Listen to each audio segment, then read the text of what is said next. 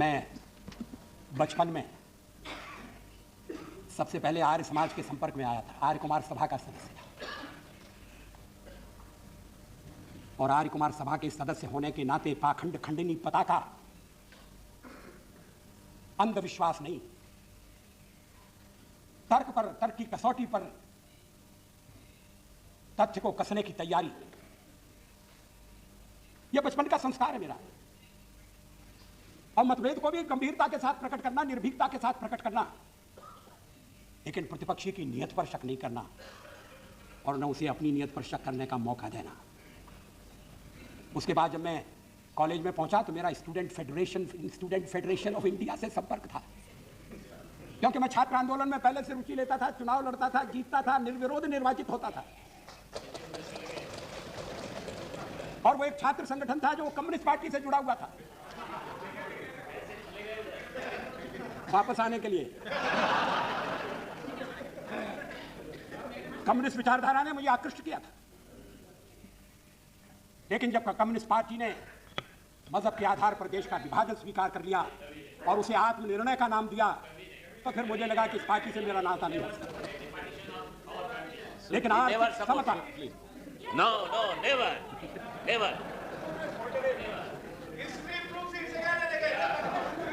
लेकिन आर्थिक समता, शोषण की समाप्ति, ऐसे विश्व की रचना जिसमें कोई किसी के ऊपर प्रभुत्व नहीं जमाएगा, कोई किसी का शोषण नहीं करेगा, ये विचारधारा उस समय बलवती थी।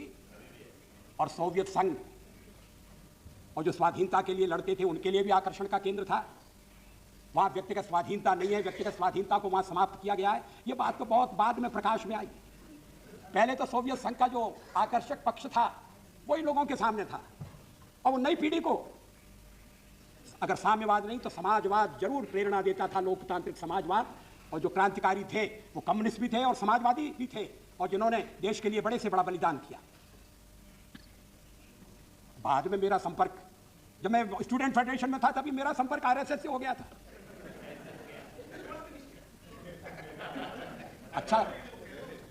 अच्छा संगठन है, अनुशासन की शिक्षा देता है,